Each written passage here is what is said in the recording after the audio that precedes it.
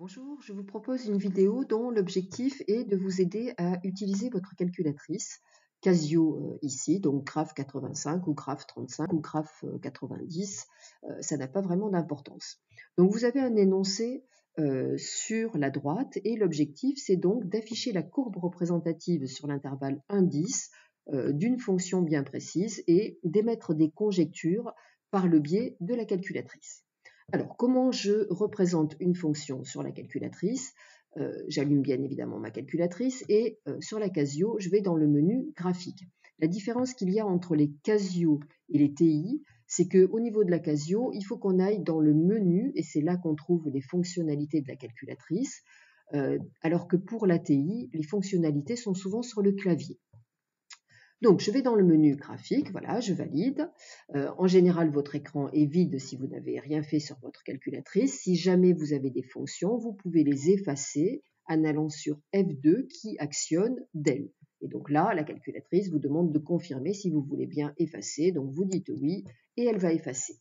Soyez vigilant à ce que vous ayez bien graphe fonction y égale, parce que des fois, vous appelez votre professeur et la problématique, elle est juste là. Donc, si vous n'avez pas ça, il faut que vous alliez dans type, et dans type, il faut absolument que vous vous mettiez sur y égale, donc par le biais de F1. Voilà, vous effacez tout ce qu'il y avait et vous revenez là-dessus.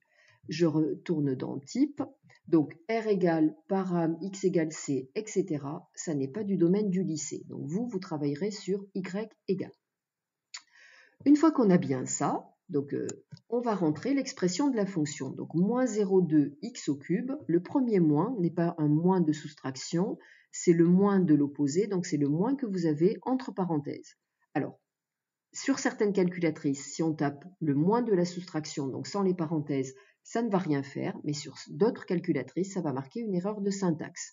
Donc essayez en début de calcul de prendre le bon moins, même si vous avez une calculatrice qui est moins sensible. Donc moins 0,2, hop, le x. Alors le x, il ne faut pas faire alpha plus pour récupérer le x qui est en rouge, mais il faut récupérer le x, la variable des fonctions. Hop, je me rends compte que j'ai tapé un 2 en trop, et d'ailleurs une virgule qui est, voilà. Donc, soyez vigilant en regardant bien l'écran de votre calculatrice, parce que vous voyez, j'ai dû appuyer malencontreusement et j'avais mis des choses qui n'allaient pas fonctionner.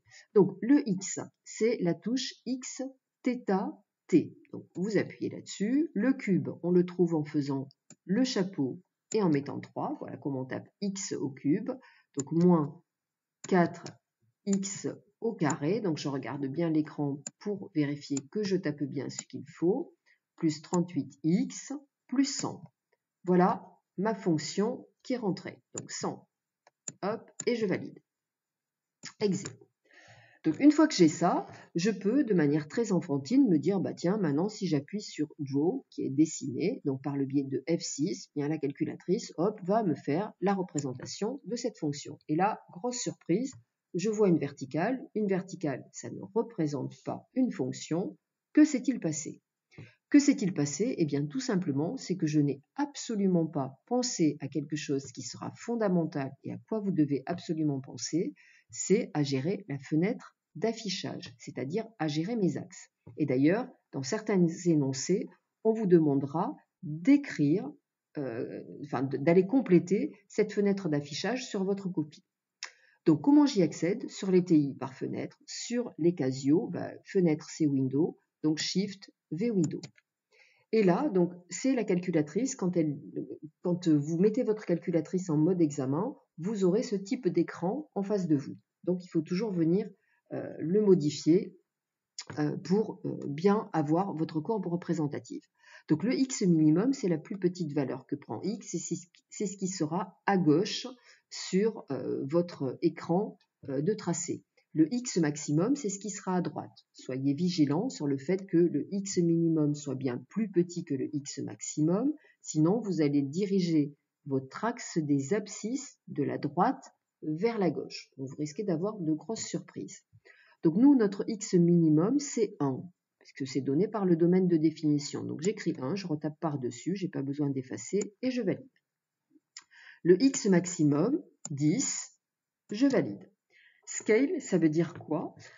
Si je laisse 1, ça veut dire que la calculatrice va faire des tirets tous les 1 en 1. Bah, pas de souci, elle va faire un tiret à 2, à 3, jusqu'à 10. Ça ne pose aucun problème. Vous verrez, je vais expliquer des choses au niveau du Y.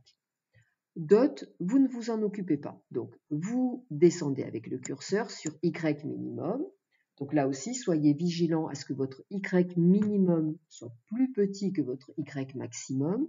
Sinon, vous allez diriger votre axe désordonné vers le bas et votre courbe sera à l'envers. Alors, le problème, là, c'est que le Y, c'est donc les résultats des f de x. Et pour l'instant, on n'a fait aucun calcul. Et doit-on faire plein de calculs d'images pour trouver qu'est-ce qu'on va mettre dans Y minimum et qu'est-ce qu'on va mettre dans Y maximum? Bien sûr que oui, puisque votre axe désordonné va porter les f de x. Donc, pour le gérer correctement, il faut qu'on aille faire des calculs. Alors, on ne va pas les faire, nous, à la main. La calculatrice est très bien faite. Quand vous avez rentré dans le menu graphique une fonction, cette fonction, elle est systématiquement rentrée dans le menu tableur. Donc, que vous trouvez sur les TI directement sur table. Donc, hop, je vais sur le menu tableur, je valide et vous voyez que ma fonction est déjà rentrée. Alors, comment je vais lui demander de faire des calculs? C'est pas en parlant à ma calculatrice, c'est en allant dans Set par le biais de F5. Et là, je vais lui demander de me calculer les Y, donc les f de x, pour x se promenant entre 1 et 10. Donc, start, c'était déjà écrit sur 1 quand la calculatrice est mise en mode examen et que je l'allume. Donc ça, je valide ou je descends le curseur. And, je vais aller jusqu'à 10. Et step, ça veut dire, la calculatrice me demande tous les combien en combien veux-tu que je fasse des calculs. Alors, on peut laisser 1, on peut lui mettre 0,5, on pourrait lui mettre 0,1 si on veut. Là, ça va déjà être raisonnable d'aller voir à peu près comment se comportent les f de x. On sort de là, on va dans le tableau de valeurs par le biais de F6. Alors, cette calculatrice est un petit peu capricieuse, ce qui ne sera pas le cas de la vôtre, donc elle demande à ce qu'on sélectionne la fonction, et on va sur le tableau de valeurs. Et là, on va aller regarder les Y. Donc, tiens, 133,8, 147, à peu près, 158, 166. Donc, ça a l'air de monter au niveau, hop, j'ai mal appuyé, 172,6, 175, hop, tiens, là, ça redescend. Et ça descend, voilà. Donc, vous observez correctement. Donc, vous pouvez faire les manipulations en même temps que moi. Tiens, et visiblement, ça a l'air de descendre au plus bas vers moins 120. Alors, je signale quand même qu'on n'a parcouru que quelques valeurs de x. Voilà, on ne les a pas toutes parcourues et de toute façon, c'est impossible. Donc, on ne va être qu'à l'état de conjecture quand on utilise la calculatrice. Si on veut quelque chose de fiable, de réel, de réaliste, il faut faire des travaux mathématiques en s'appuyant sur des théorèmes. Donc là, on n'est que dans de la conjecture. D'ailleurs, ça nous permet de répondre à la question qui est écrite à droite. Quel semble être le minimum? Le minimum, ça a l'air d'être moins 120 et il a l'air d'être atteint en 10. Voilà, donc, tiens, la plus basse valeur des f de x, donc des y, semble être moins 120. Et je vais retourner voir la plus haute valeur visiblement, mais on se laissera une marge. Ça avait l'air d'être 175,42. Voilà, on va se laisser une marge de manœuvre. Donc, on ressort de là, on retourne dans le menu graphique. Hop là, pardon, je vais aller un petit peu vite, voilà, hop. On valide, on va dans la fenêtre d'affichage, Shift V Window, et maintenant, on va pouvoir aller gérer nos Y. Nos X, c'est le domaine de définition qui les gère, donc c'est dans l'énoncé. Les Y, c'est nous, via le tableur. Donc là, on avait dit moins 120, tiens, on va se laisser une petite marge, on va mettre moins 150. Le Y maximum, on avait dit 175 et quelques, hop, on va se laisser une petite marge, tiens, 200, on valide. Et là, si je laisse scale égale 1, qu'est-ce que ça veut dire? Ça veut dire que donc moins 150, c'est tout en bas de l'écran d'affichage, 200, c'est tout en haut, et je suis en train de dire à ma calculatrice, fais-moi des tirets tous les 1 en 1. Donc elle va faire un tiret à moins 149, moins 148, moins 147, etc. jusqu'à 200. Vous imaginez, regardez l'écran de votre calculatrice, dans un petit espace vertical, elle va faire plein de tirets qui vont donc être collés les uns aux autres. Et en fait, qu'est-ce qui va se passer? C'est prévisible et vous allez voir, je vais vous le montrer, donc je ressors de là, je dessine. Eh bien, l'axe des ordonnées, alors on ne le voit pas trop ici, mais l'axe des ordonnées aurait pu être très épais. Donc là, il est un peu épaissi et surtout, on voit aucun tiret. C'est normal, puisque elle ne peut pas faire des tirets tous les 1 en 1 dans l'espace qu'on lui a donné. Donc je vais ressortir de là et je vais donc dans Shift V Window être raisonnable avec ma calculatrice et lui dire bah tiens, fais-moi des tirets, alors tous les 10 en 10, tous les 20 en 20, je pense que tous les 50 en 50, ça peut être sympathique pour elle. D'autant plus que à droite, je vois qu'on me demande le nombre de solutions de l'équation f de x égale 50, donc savoir où sont tous les 50 en 50, ça peut être pas mal. Donc je valide. Je ressors de là. Tout à l'heure, on avait un axe des ordonnées dans lequel on ne voyait aucune graduation. C'était normal. Et maintenant, voilà, vous avez un axe des ordonnées avec des graduations. En fait, il était très épais, mais comme il était sur la gauche de l'écran, on n'a pas vu cette épaisseur. Vous pourrez faire des manipulations sur vos calculatrices. Donc là, comparé à tout à l'heure où on avait une sorte de verticale, on a une jolie courbe qui s'est dessinée. On y retrouve ce qu'on a observé sur le tableau de valeurs. La fonction a l'air d'être croissante et puis décroissante. Et d'ailleurs, si on devait conjecturer et dresser à l'aide de la calculatrice le tableau de variation, eh bien, soit on va lire à peu près l'abscisse où ça semble passer de fonction croissante à décroissante, ou alors on peut même aller faire des manipulations supplémentaires. On va dans Shift, Gsolve, et là, vous avez route. Donc, route, c'est la recherche des racines de votre expression, donc les endroits où la courbe va venir couper l'axe des abscisses. Recherche du maximum, recherche du minimum. Y, I, C, PT, on ne s'en occupe pas. Et ici, les recherches d'intersection. Donc, max, voilà.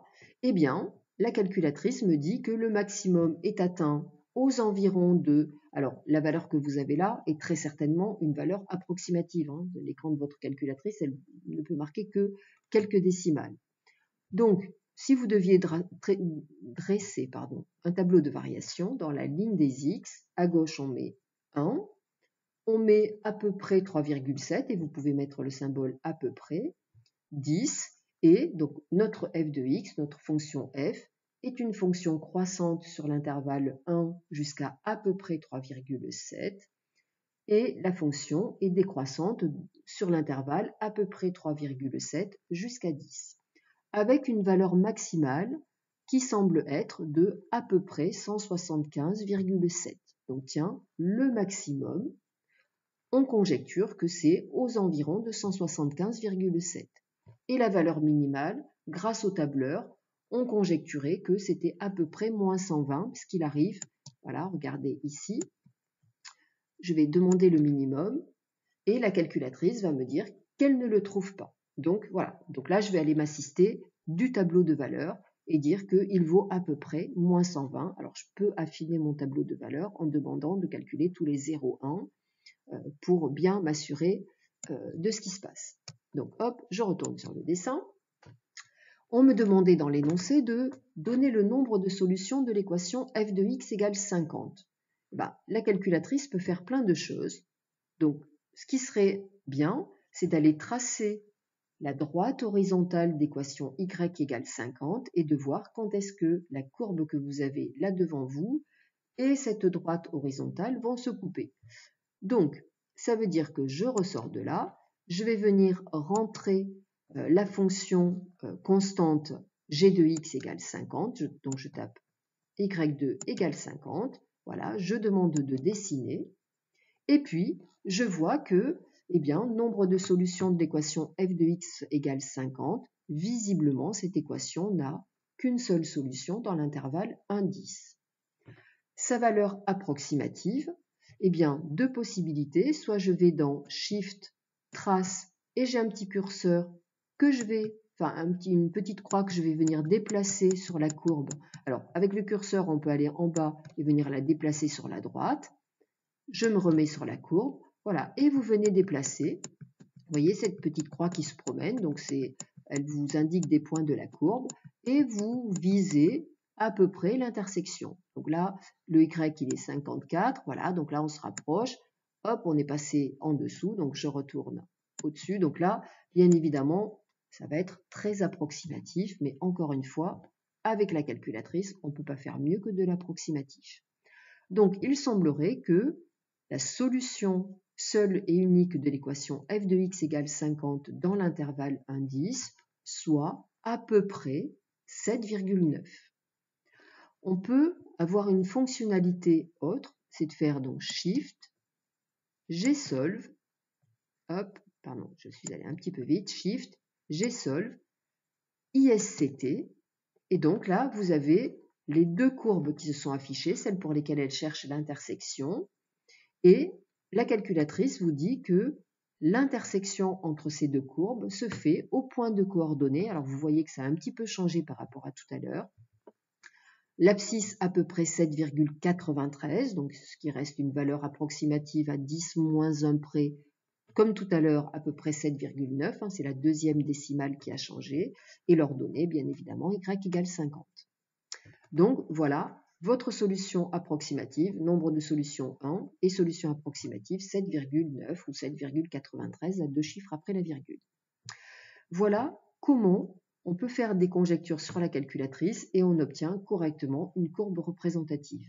Donc j'espère vous avoir sensibilisé sur le fait que lorsqu'on demande le tracé d'une courbe représentative sur la calculatrice, il est impératif, bien évidemment, de rentrer la fonction, de la rentrer correctement, mais aussi d'aller voir et d'aller gérer la fenêtre d'affichage.